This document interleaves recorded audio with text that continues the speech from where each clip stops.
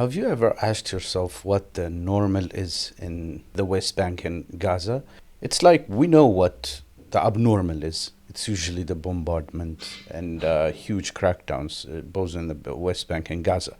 That we call abnormal. Unfortunately, what we call normal is what happens whenever there are no aerial bombardments of the sort. And we seem to forget that. This short clip by Alison Weir, a British author and public historian, she's also a political activist on issues of Palestine, will really enlighten us what goes on in there, because sometimes we seem to forget it. Let's see what she says. Even people that are now attuned to what just happened in Gaza think it's over.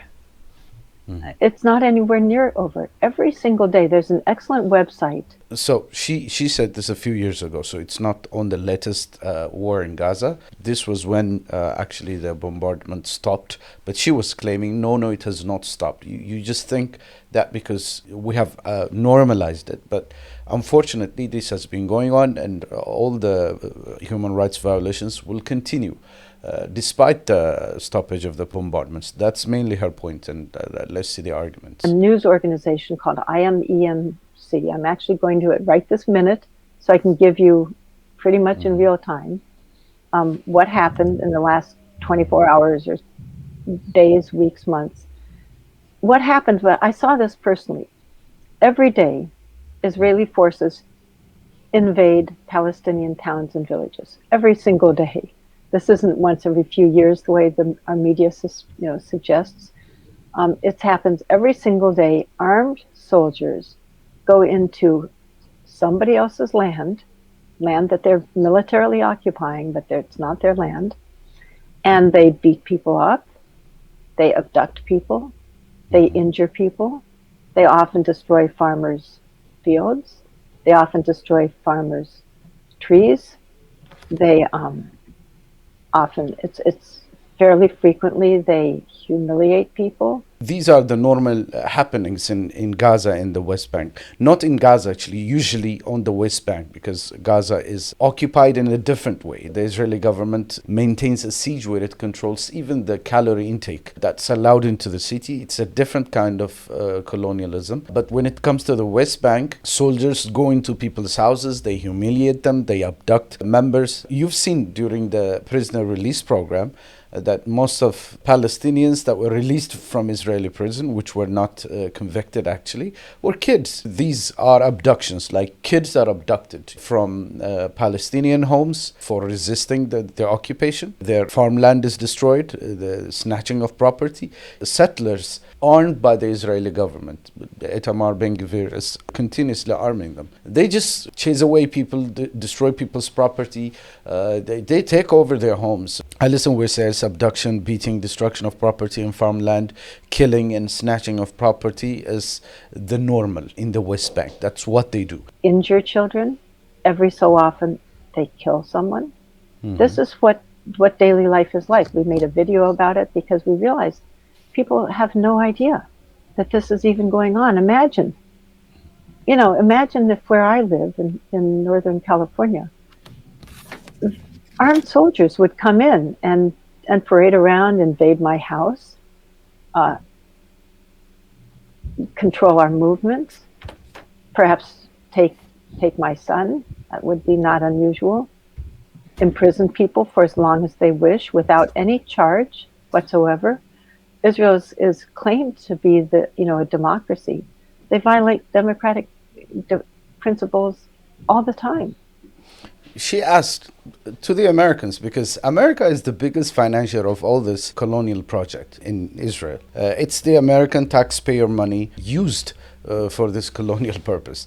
And she tells average Americans, just imagine this happening in your neighborhood. If soldiers all of a sudden came, started abusing you, moving you out of your homes, imagine that happening, and we are funding that. So wherever you are, maybe we can imagine this happening in our neighborhoods. And we have accepted this because we have forgotten what colonization looks like. In the past, there were many countries who were colonized. They knew how it felt like. We have forgotten that. We have forgotten how apartheid feels. So we seem to have forgotten it because Israel has done a very good job of hiding this away from the Western audience. They have managed to keep this huge secret away from the eyes of the public in the West. That's why we can't relate. That's why we cannot relate when people say Israel is a colonial project. People just don't see this happening in today's world under the watchful eyes of the Western leaders, basically. But they let this happen. They fund this. That's why we can't relate to it. And many people who have visited what goes on in the West Bank, many of them change their ideas. They don't know what goes on in there. And one can't really imagine real colonialism still going on in a country that is said to be a democratic country. And that's why we find it very hard to relate. They hold people in prison without even charging them for a crime. When they do find them, quote, guilty, it's usually by basically a kangaroo court.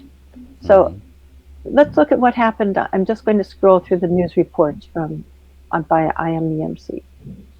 Palestinian Ramallah dies of his wounds from Israeli aggression. Israeli troops demolished the village of Al-Araqib village for the 188th time. A village attacked for the 188th time. Still a new thing for us to hear because they have managed to keep this a secret. And this goes on. And she's just giving a few examples of what has been going on in that land in the colonization project. This happened June 2nd. Israeli troops abduct 17 Palestinians in pre-dawn raids, including a 13-year-old. An Israeli soldier shoots a 73-year-old Palestinian woman in the village of Yabad, southwest of Jenin. This is in the northern West Bank. Imagine shooting a 73-year-old woman. Why would a soldier shoot a woman like that? She's a threat? Is he defending himself? This is what goes on. This is pure colonialism. 500 new Israeli settlers, which are actually Israeli colonists, arrive in Palestine. Arrive in Palestine means they're going to take over somebody's house. These people don't just build houses and all of a sudden start living. They just take over 500 homes, that means 500 livelihoods. That's what it means. There's bulldozed Palestinian land near Nablus. That's the northern West Bank. That's Palestinian land. They've now bulldozed it. Demolished a tent, 2 barns, and confiscated solar panels near Hebron. That's in the West Bank. This goes on and on and on. Imagine this. Imagine this happening in your neighborhood.